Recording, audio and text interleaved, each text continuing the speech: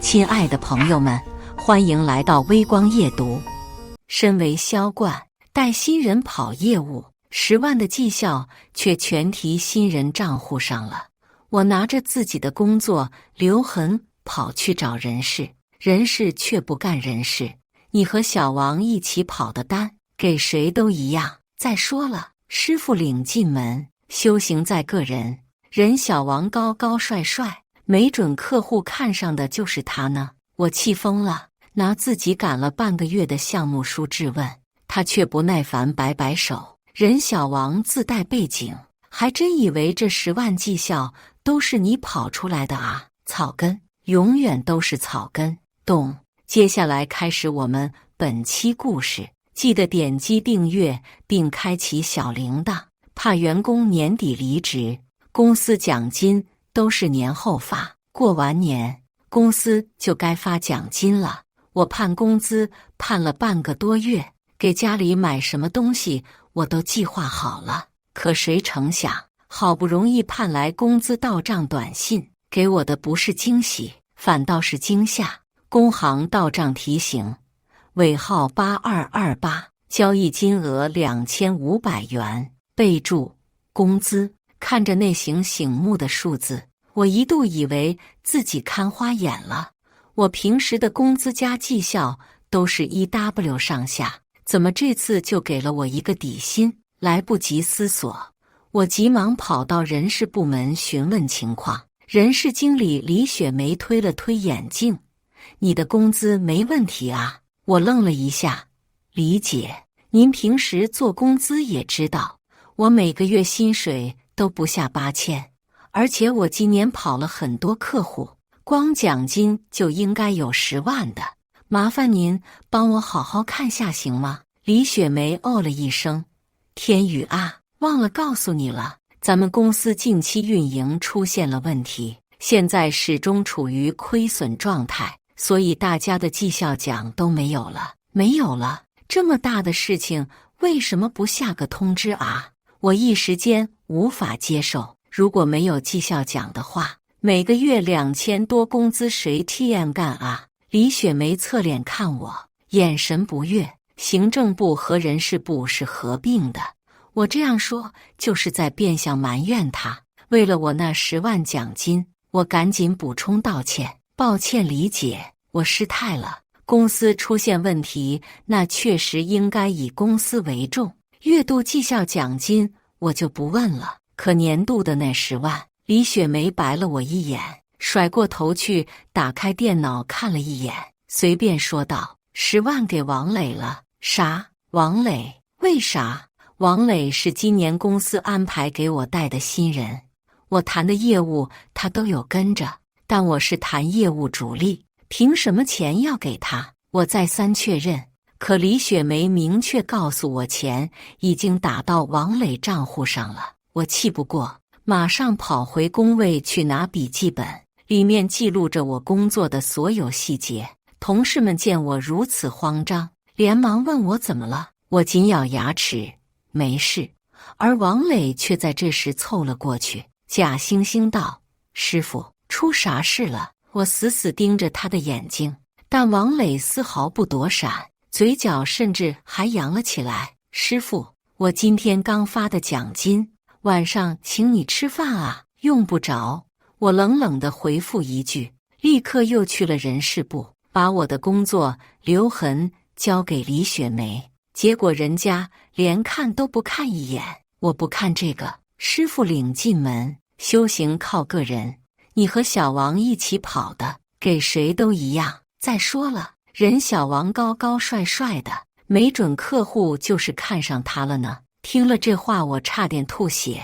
他这说的是人话吗？李姐，10万啊，不是10块钱。什么叫给谁都一样？你跟我急什么？李雪梅的反应比我还大。我深吸口气，为了我的奖金忍了下来。李姐，我不是想跟你吵，我就想知道这10万为什么会给他，而且我有足够的证据证明我才是主力，我的贡献超过95%。说着，我又把赶了半个月的项目书拿了出来，想要证明自己的付出和功劳。李雪梅用力打翻我的文件夹，猛地站了起来。任小王可是自带背景，还真以为这10万绩效都是你跑出来的啊？草根，永远都是草根。懂？我木讷，你什么意思？难不成客户都是他爹，所以才签他？滚蛋！别在我办公室发牢骚！我被李雪梅赶出了门，不甘又愤怒的我踹了一脚花盆，反手将项目书直接撕成了碎片。既然不给奖金，那项目书也不用要了。这时，李雪梅猛地又拉开了门。张天宇，你自己辞职吧，把辞职报告交给我。我就像听到了世界上最大的笑话。辞职？我凭什么辞职？有种公司辞退我。我在公司干了5年，给我6个月工资，我就自动离职。你……李雪梅气得瞪大眼睛。你什么你？你这个腰肥屁股大、满脸白妆像鬼一样的自恋狂！呼，我长舒口气，把心里话说出来的感觉真爽。李雪梅被骂得脸色通红，原地爆炸。张天宇，你混蛋！我冷笑一声，直接回到了工位。同事们纷纷偷笑，给我竖起了大拇指。我在工位收拾东西，王磊从他那边凑了过来。师傅，不干了！我放下手上的活，盯着王磊的眼睛，问他：听说你资源很广，遍地是碟。王磊的脸一黑：你啥意思？我啥意思？你自己不知道吗？略过王磊，我敲了敲桌子，让同事们看过来。伙计们，这个新人的人脉广得很，能四处签单无压力，所以大家可千万别跟他一起。否则你们的奖金1毛钱都拿不到，都得成他的功劳。张天宇，你别给我胡说！王磊急了，我直接一把掐住他的衣领，恶狠狠警告道：把你钱袋子捂好了，这笔钱我不可能让你踏踏实实就这样拿到手。说完，我用力推开他，起身就走。李雪梅远远喊道：张天宇，你去干嘛？请假了。我想去哪就去哪，要你管？马德，早知道10万块拿不到，我开始就应该逼脸不给他李雪梅。但是没关系，既然事情已经发生，那咱们就慢慢玩。我请假休班，直接去劳动监察大队举报，反正抱着不干的心搞就完了。把我辞退，给我 N+1是最好的结局，不给我就闹死你们。大队的工作人员说明天上门调查。我感谢过后，马上又去找了我朋友，他在我们集团公司总部干人事。我倒是想知道这个王磊是何许人也，结果朋友告诉我别惹他，说他是我们部门经理的外甥。我缓慢睁大眼睛，王小军的外甥，我这才懂了 ，RMM 的，这爷俩给我下了个套。王小军是1年前新上任的，上台第1天就说什么公司效益不好，要降本增效，会考虑裁员。他不光喊口号，还付诸了行动，那就是第2天跟我聊辞职。我当时刚刚拿到了12000块的工资，全公司员工层最高，刚发工资，正开心兴奋时，王小军把我喊到了办公室。我还以为是因为我干得太优秀了，他要奖励我呢。结果开口第1句话就问我愿不愿意自动离职。我当时诧异了，啥？就跟昨天说的，公司效益不好。天宇，你别误会，你的工作能力我是非常认可的。我的嘴角一抽，可是经理，部门70%的订单都是我拿的，你认真的？不光这个月，往前推几年，我都是部门领军人物，年年优秀员工，只要有奖励，我总是第1个上台的。可结果我听到了让我匪夷所思的要求，让我离职。王小军给我的解释是，你的工资太高了。所以看着王小军复杂的眼神，我马上就懂了。以前听说过干年久的员工因为工龄工资种种原因，工资上涨，而公司的成本也因此变大，所以总会变成第一批被辞退的。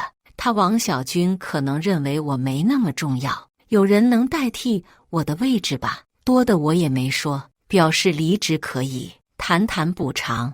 可结果王小军居然来了一句：自动离职行吗？公司困难。我差点被气笑，我是来上班的，不是来做慈善的。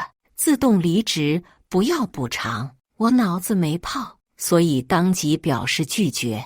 王小军见我如此决绝，又开始跟我讨价还价。从开始的4000，对的，你们没有看错，当时我已经干了4年了，应该4个月的工资，也就是4W 左右。结果这家伙开口就要给我4K， 我没同意，他又往上加，一直加到了2W， 还说封顶了，加不了了，就这么多。我懒得跟他扯皮，少4W， 我不可能同意。这件事就这样谈崩了。后面王小军也没找过我，我就以为事情过去了，所以王磊这个实习生安排给我带的时候，我一点防备之心都没有，我压根都没想到他们是救生关系。但是事情已经发生，再后悔没提防着他已经没用。我倒要看看这破公司经不经得住查。第二天我照常上班，李雪梅拦在门口：张天宇，你昨天无故旷工，按照公司处罚条例罚你1000块，搞错了吧？我昨天请假了，请假我批了吗？李雪梅翻着白眼，我刚准备开骂，但马上意识到没必要和他争这个，随即说道：把罚款单、通知单给我，你要吗？要的话我现在就开给你。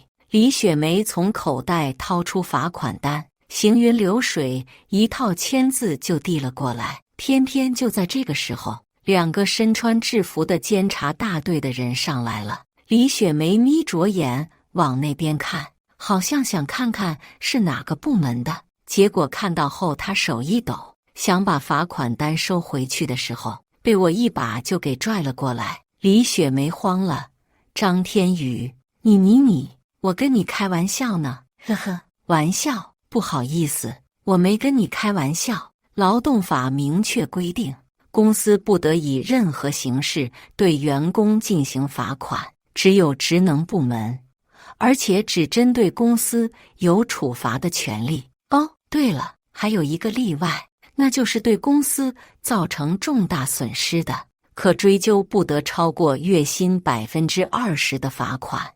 我只是请假你没批，就要罚我1000，我底薪才2500啊！李经理，你怎么敢？李雪梅的身子抖得不行，她还想跟解释什么，奈何执法人员已经来到了跟前。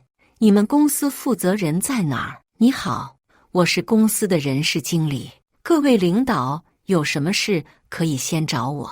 李雪梅阿谀奉承道。执法人员说道：有人举报你们薪资发放有问题，我们要调查一下。你好，同志，昨天的电话就是我打的。哦，对了，现在我还要加一条非法对员工进行罚款，这是我刚刚收到的罚款通知单。我把罚款通知单递了过去。李雪梅急得不行，连连解释：各位领导，这都是误会，我是跟他开玩笑呢，不会罚的。执法人员看了眼通知单，表情很是难看。迟到就要罚1000，小伙子，你1个月能拿多少钱？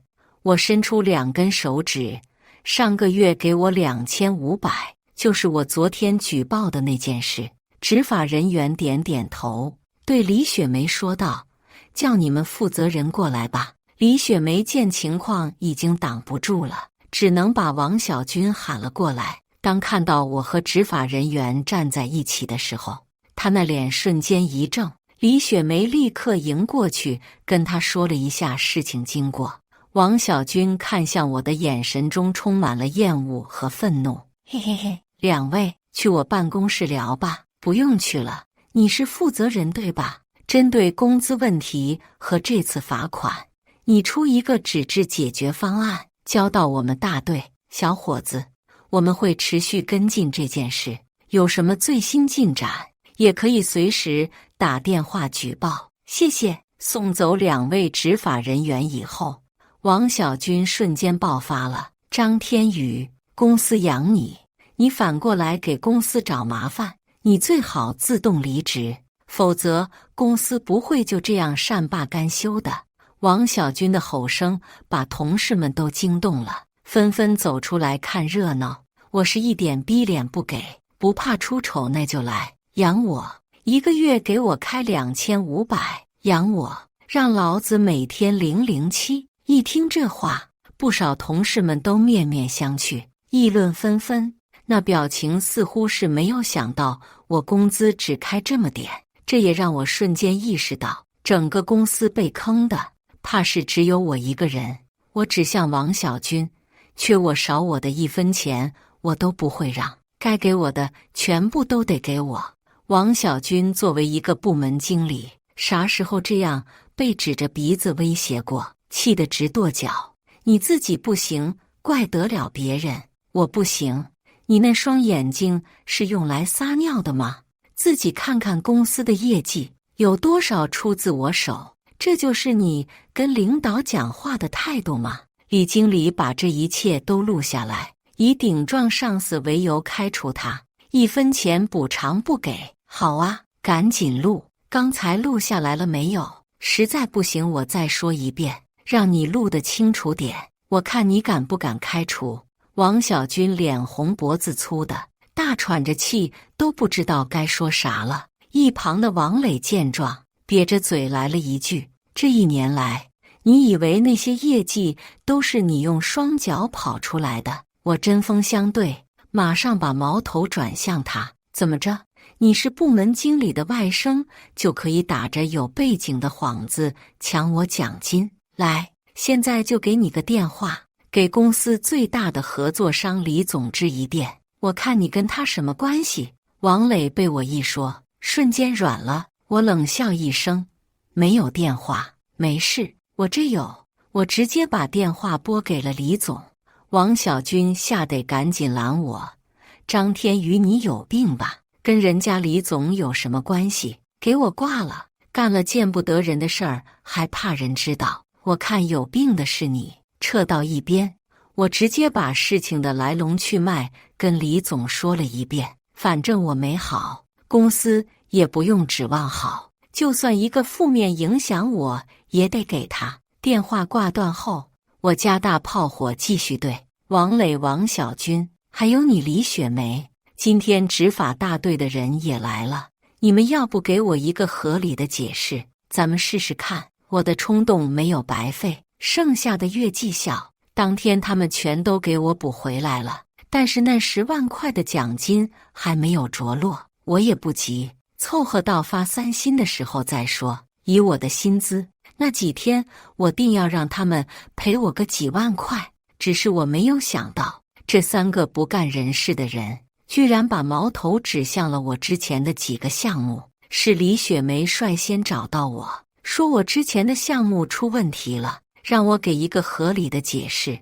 这种明显挖坑让我跳的行为，我闭着眼都能看穿，直接就是不管。项目虽然以前是我做的，但是已经验收完成了，还关我毛事？李雪梅对我的态度非常愤懑，当即威胁我说道：张天宇，你别以为叫了执法大队公司就怕你。我呵呵一声没有说话。这要是没有执法大队，我还不被你们坑死？以前的项目不管是吧？好，这里有一个新项目，要你在过年之前完成。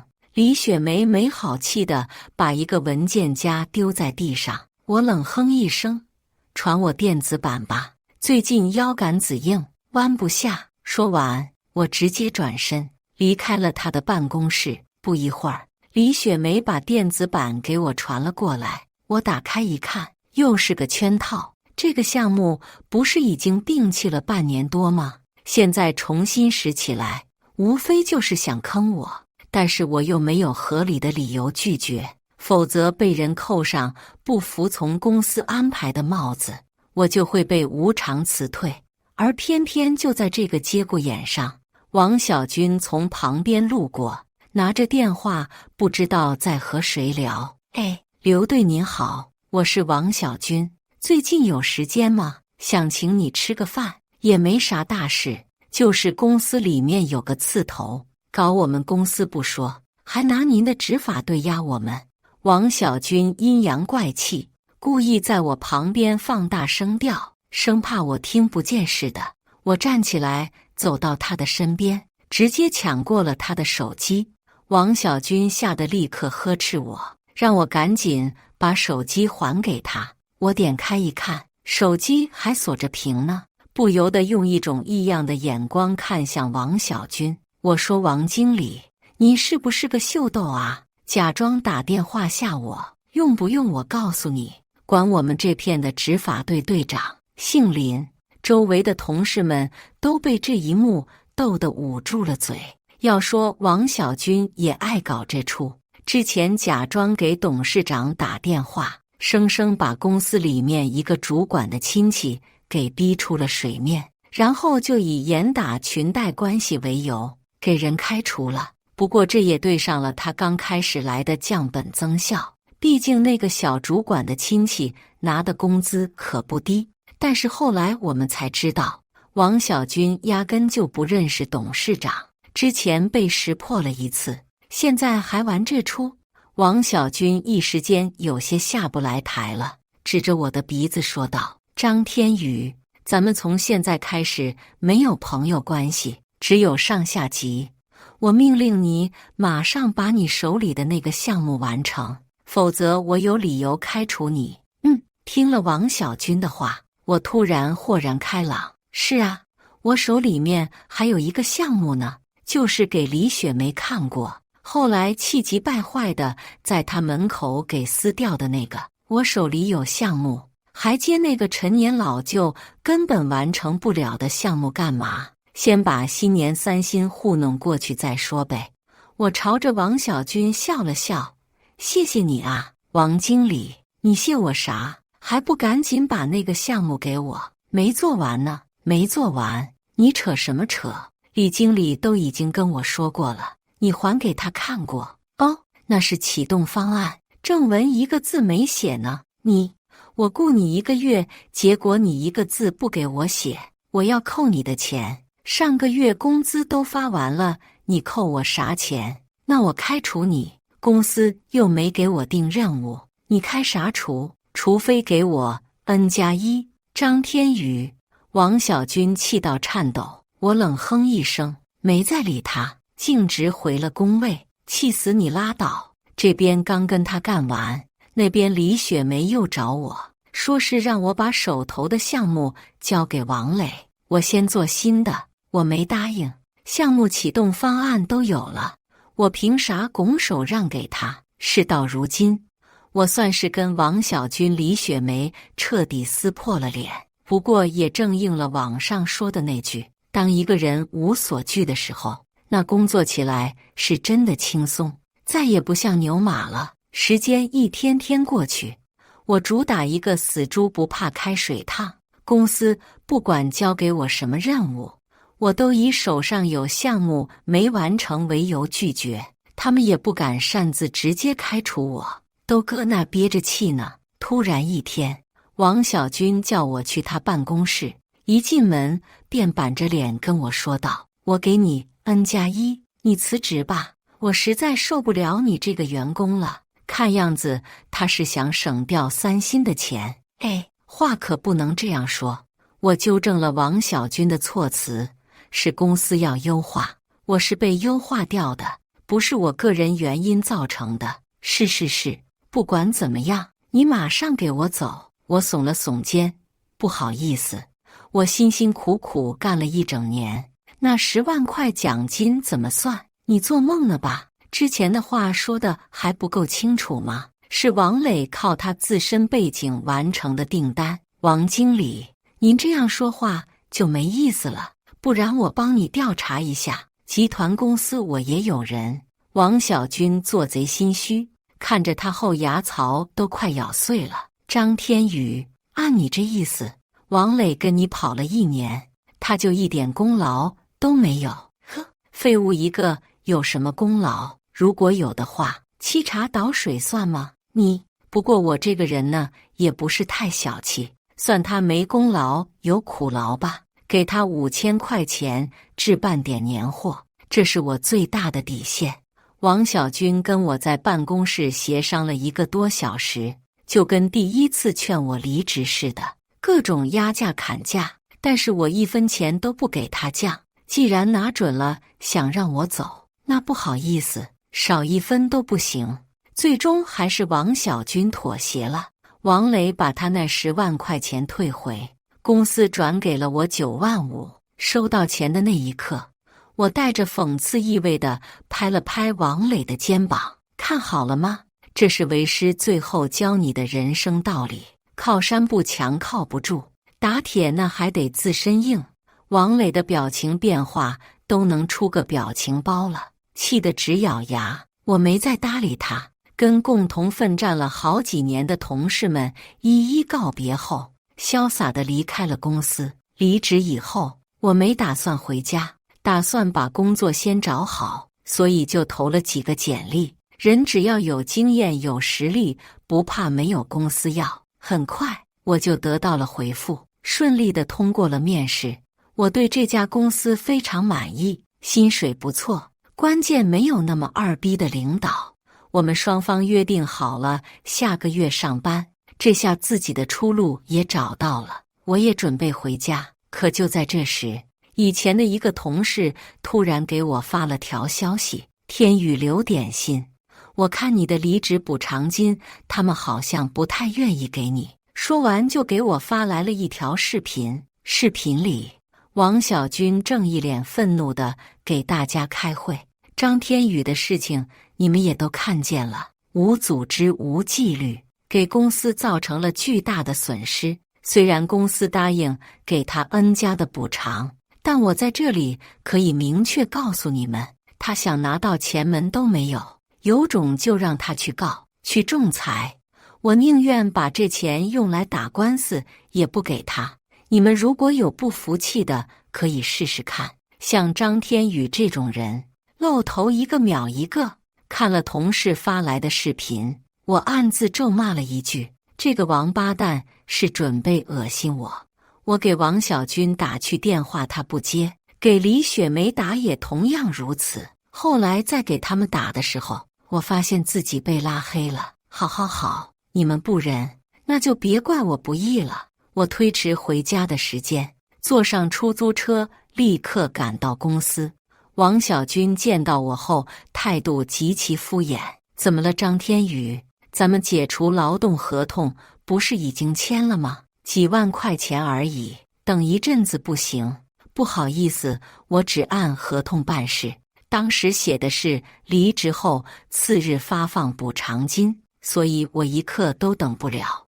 王小军拖了拖眼镜，年底公司结账，没有钱的，等年后吧。就猜出来他会这样说，我没再说什么，直接打电话叫人。很快，公司保安跑了上来，跟王小军说大门被堵了。没错，就是我干的。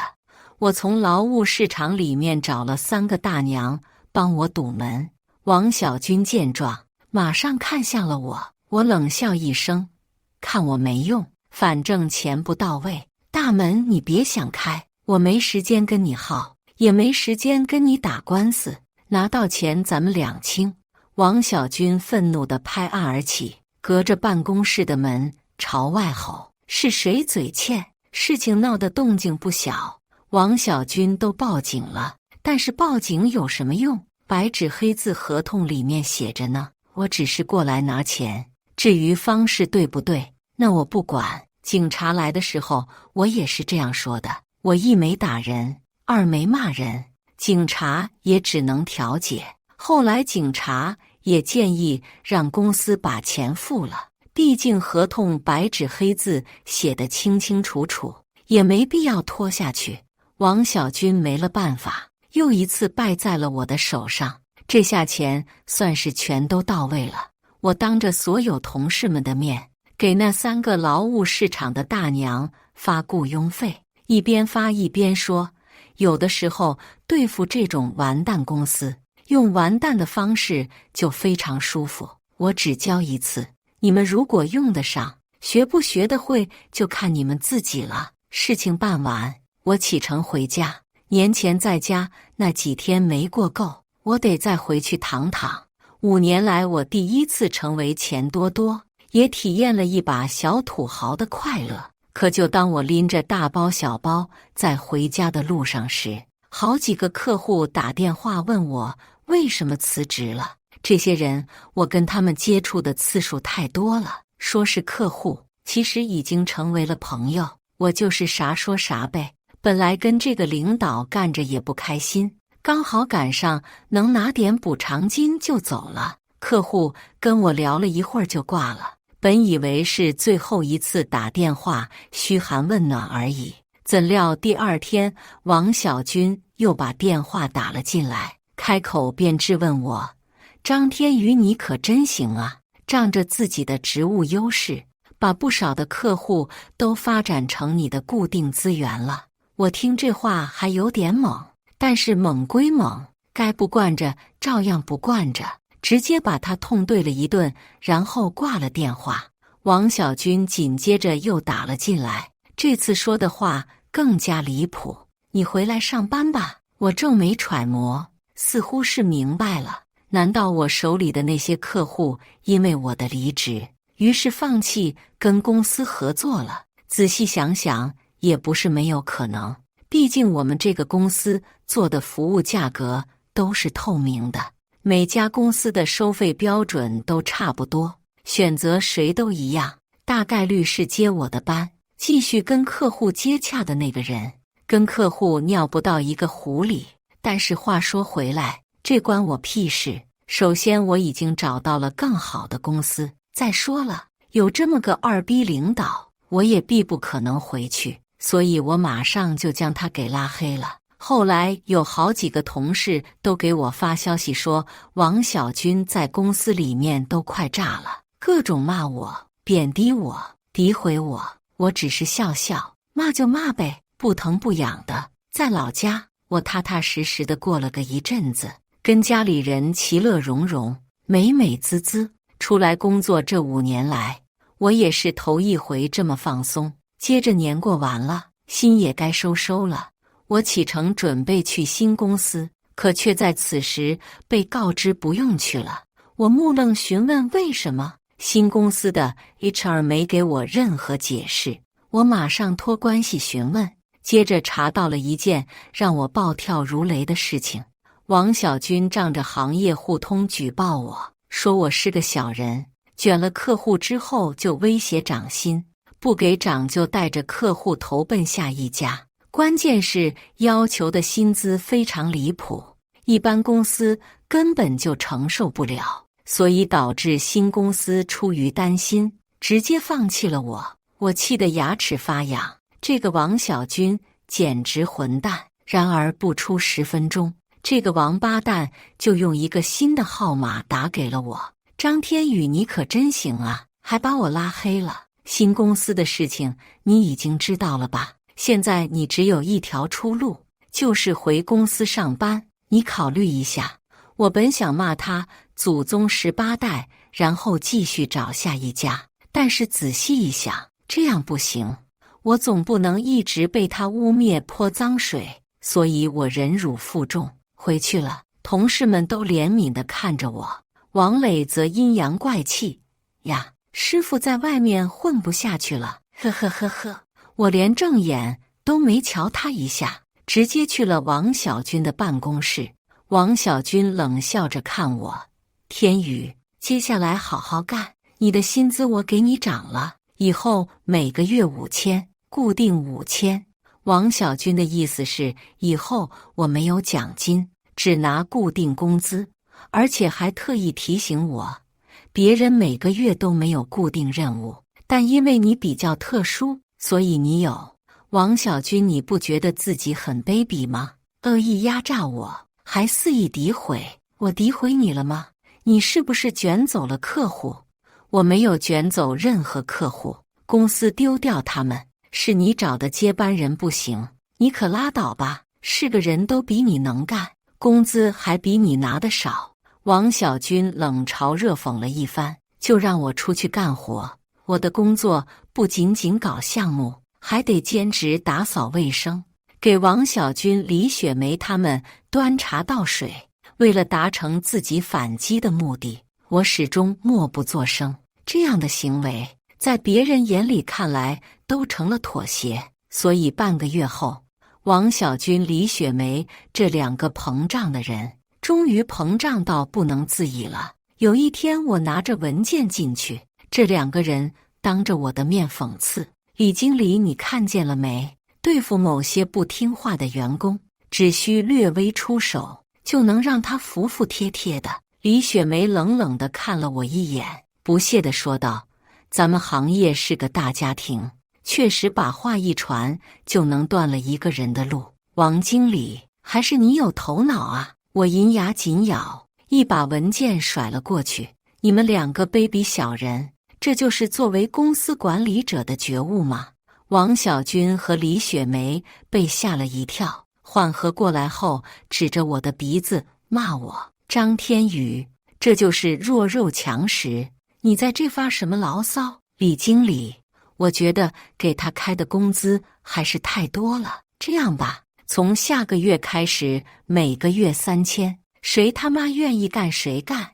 我怒骂一声，准备离开。这时候，王小军继续威胁我：“告诉你张天宇，你离开这家公司，我保证你找不到第二家。老子就污蔑你卷走客户，怎么了？你百口难辩，什么都改变不了。今天你要是敢离开这个门，明天我就让你睡大街。”我转身冷冷地看向王小军和李雪梅：“行，那你们试试看，去财务结完这几天的工资。”我下定决心离开了。正如他们所说的那样，我继续求职下一家，他们马上就会通过各种渠道了解到我的行踪，然后诋毁、污蔑。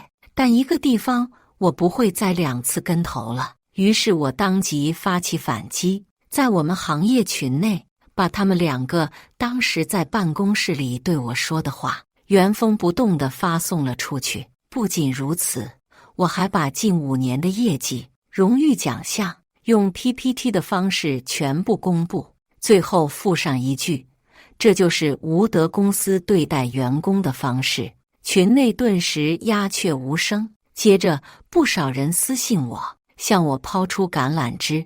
王小军也第一时间把电话打了进来：“你个卑鄙小人，居然偷偷录音，我能有你卑鄙？”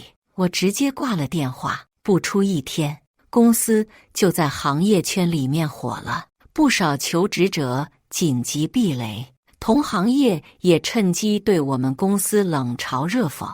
后来有人把这件事传到了网上，引发了不少打工人的共鸣。社会之大，公司之多，受这种不公平待遇的人不在少数，大家纷纷留言转发，对我们公司嗤之以鼻，猛烈抨击。也有不少客户看清楚了我们公司的嘴脸，短时间引发了一起退单潮。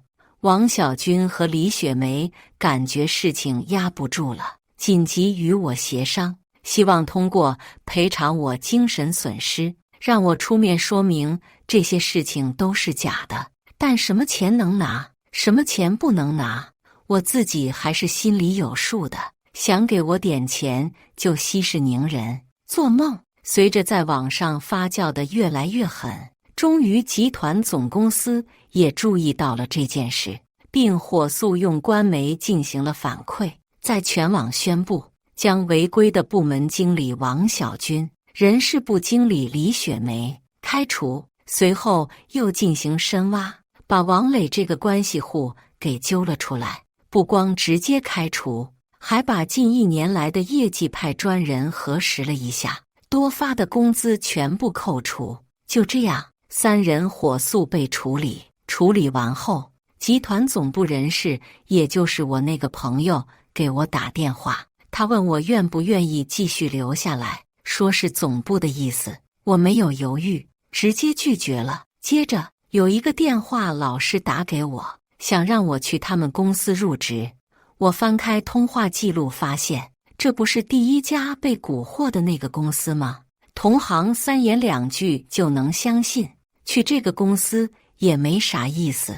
委婉地表达了一下自己的态度，我就给他拉黑了。后面我很快入职了第二家公司，薪水开得也不错，在同样的岗位大放光彩。假期我带着家人去外面游玩，无意间在喧闹的街道上看到了一台非常漂亮的宝马轿车，奔着欣赏的心多看了几眼。没想到王小军从车里面走了出来，在看见是我后，王小军的眼睛一瞪：“看什么看？你奋斗一辈子都达不到我的地位，以为这样就把我扳倒了？”王小军用力关上车门，潇洒离开。我愣了一瞬，随即出手机给集团总部打电话：“喂，你好，是分公司去年有一个大客户突然放弃合作，导致公司亏损了200万的事情。我有个线索想汇报一下。去年有个大客户跟我们订了一个200万的订单，当时我们部门有4个人投入了这个项目，因为我那个时候在做别的，这个项目就没参与，只知道后来大客户突然退单了，已经完成了大部分的项目企划书，就此作废。因为没早签合同，所以1毛钱都没拿到，公司间接损失200余万。而王小军的这部车正是去年那个阶段出来的新款，我感觉他有很大的嫌疑。一听说可能跟王小军有关系，鉴于他的人品，总部非常重视，当即派出了一个调查组来到了我们城市。后来结果出来，在我们行业圈里面直接炸了。原来这笔损失的大单都是王小军提前策划好的。他首先找了客户，然后让李雪梅那里放水，晚签合同，确定下来后就让项目部的同事们干。等干得差不多了，他就以不达标为由说客户退了单，实际上他已经拿着这个项目在客户那里领了钱。王小军得了150万，李雪梅也分了50万。至于那4个忙碌了1个多月的员工，不仅1毛钱没得到，还因为不达标损失了客户每个人被罚了1000多，被罚走的钱全进了李雪梅的口袋。来龙去脉一经公布，可谓是全部震惊，都没想到居然有如此诡计多端的人，这分明就是引狼入室，也不禁感叹他们胃口之大，这么多钱也敢贪。总公司立即报警，拿着证据将王小军和李雪梅抓了起来。至于那4个当时背锅的员工，罚款全部退回，还每人额外给了2000块的精神补偿。王小军和李雪梅被抓的那天，我刚好在被抓地点旁边办公楼开会，走出去后，看着王小军狼狈的样子，我赶紧过去笑着对他说道：“确实啊，我奋斗一辈子也达不到你的地位，免费吃喝都混上了。张天宇，我的一生全被你毁了，你王八蛋！”王小军被带走，李雪梅也咬牙切齿地看着我。我还有个3岁的孩子，张天宇，你真歹毒！孩子跟你学也学不出来个好，还是让国家教吧。张天宇，我 CNM。李雪梅也被押走了，他们俩全都被我气了个鸡飞狗跳，嘿嘿，美滋滋。不过半年，他们2个全都被判了，还要承担巨额罚款，这辈子算是完了，真是活该。我就不一样了，销冠走哪儿都是销冠。感谢大家的观看，本期故事精彩吗？欢迎大家在下方评论区吐槽。如果你喜欢这类故事，记得点击订阅微光夜读，并分享给更多的人。这会对我帮助很大。再次感谢大家的观看。